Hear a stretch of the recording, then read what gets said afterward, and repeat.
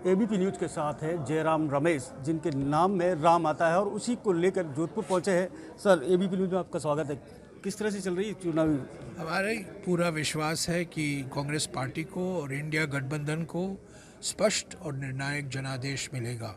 मैं अलग अलग राज्यों में गया हूँ। उत्तर पूर्वी राज्यों में मैं 5 दिन का मेरा दौरा था।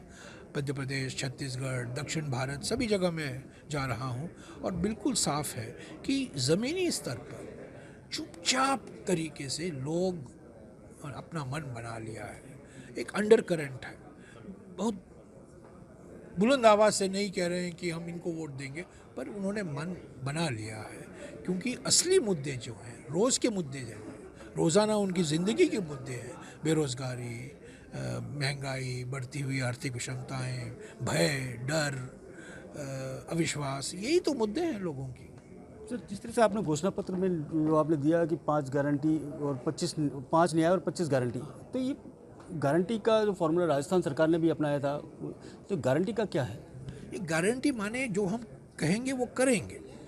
ये गारंटी शब्द जो है पहली बार कर्नाटक के विधानसभा के चुनाव में इस्तेमाल किया गया था। हमने 5 गारंटियाँ दी थी, तब तेलंगाना में हमने दिया, तब राजस्थान में गारंटी की बात की। अलग अलग महिलाओं के लिए, युवाओं के लिए, किसानों के लिए, श्रमिकों के लिए, पिछड़े वर्गों के लिए।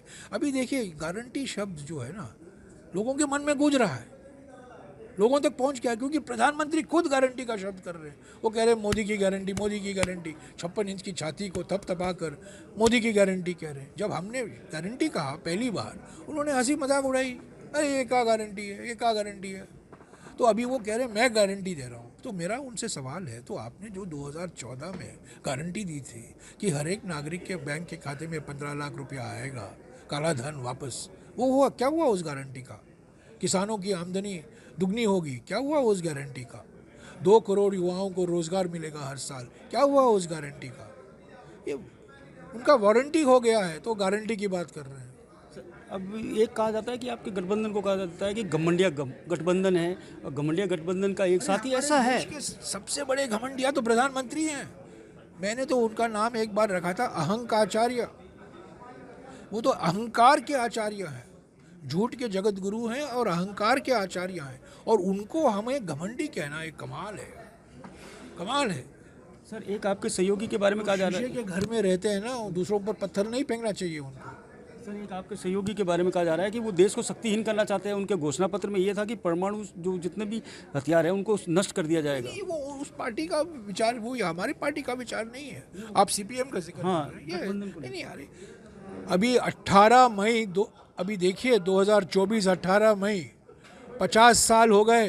पहली बार पर पोखरण में परमाणु जो विस्फोट हुआ था, न्यूक्लियर एक्सप्लोजन, इंदिरा जी के ज़माने में 18 मई 1974 में हुआ था। वही पार्टी है, हमारी पार्टी है। हमारी पार्टी ने हमारे देश को एक परमाणु देश बनाया था। एक जो अंतरिक्ष आज हो रहा है, इसरो की स्थापना इंदिरा जी ने की थी, नरेंद्र मोदी की नहीं किया था, इंदिरा जी ने किया था। तो हमें किसी और पार्टी से सर्टिफिकेट नहीं चाहिए। जो सीपीएम के विचार हैं वो उनके विचार हैं। सर, वो आपके गठबंधन को लेकर सवाल उठा रहे हैं, ये कहने का मतलब। नहीं, गठबंधन से हमारे गठबंधन की प्राथमिकता क्या है? हमारे गठबंधन के 4 बैठकें हुई हैं। पटना में हुई, बेंगलुरु में हुई, मुंबई में हुई और दिल्ली में हुई। वहाँ तो परमाणु हथियार की बात नहीं हुई, वहाँ तो किसान की बात हुई, महंगाई की बात हुई, युवाओं की बात हुई, महिलाओं की बात हुई, पिछड़े वर्गों की बात हुई। उसके बारे में पटना में, मुंबई में, बेंगलुरु में, दिल्ली में हमने एक वक्तव्य भी जारी किया। उस पर क्यों नहीं बोलते? वो कोई सीपीएम ने जो कहा है उसको लेकर कह रहे हैं, वो गठबंधन का विचार नहीं, वो सीपीएम का विचार है। जब सरकार बनेगी तब वही कार्यक्रम, जो साझा कार्यक्रम बनेगा, वही बनेगा जो सभी पार्टी उसको मंजूरी देते हैं। सर, एक संविधान को लेकर आप बता रहे खतरा, उसको लेकर मोदी जी आए थे, उन्होंने सभा में कहा था कि अंबेडकर जी खुद नीचे आ जाए तो भी नहीं कर सकते। देखिए, ये सब कठपुतलियाँ हैं। ज्योति मिर्धा ने क्यों कहा 400 पार, ये बताइए। राजस्थान में उम्मीदवार हैं, अनंत हेगड़े कर्नाटक में उनके सांसद हैं, और प्रधानमंत्री के सलाहकार परिषद के अध्यक्ष विवेक डिब्रॉय ने क्यों कहा? तो ये 400 पार 450 नारा क्यों लगा रहे हैं? प्रधानमंत्री को हिम्मत नहीं है खुद कहने की, क्योंकि जानते हैं कि उनकी कड़ी आलोचना होगी। खुद नहीं कहेंगे पर दूसरों से कहलवाएंगे। ये सब कठपुतलियाँ जो है ना, कठपुतली के मास्टर तो प्रधानमंत्री हैं, वो खुद नहीं कहेंगे तो वो कह रहे हैं अम्बेडकर जी भी नहीं इसको बदल सकते। पर अपने सांसदों को तो ठीक रखिए ना, ये कोई फ्रिंज एलिमेंट नहीं है। आप ही के नेता आरएसएस वाले लोग कहते हैं हम आरक्षण के खिलाफ है, आरक्षण को हटाना चाहिए।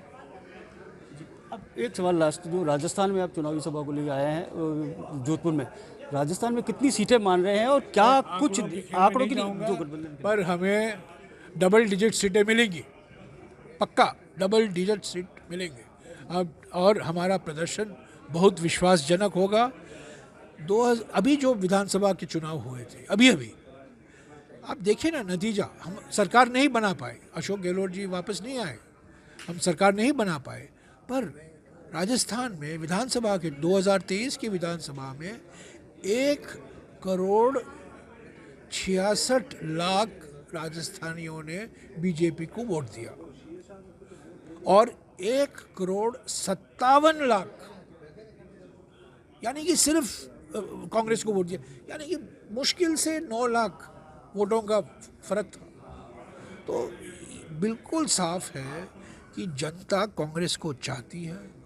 कांग्रेस के जो गारंटियां हैं वो जानते हैं कि किसान, युवा, महिला, पिछड़े वर्ग और श्रमिक, ये 5 जो हमने न्याय दिए हैं, उन्हीं के समर्थन से हमारी गठबंधन की सरकार फिर से, जो 2004 में किसी को उम्मीद नहीं थी कि कांग्रेस की सरकार बनेगी, पर बनी ना 2004 में, तो 20 साल बाद इतिहास फिर दोहराएगा।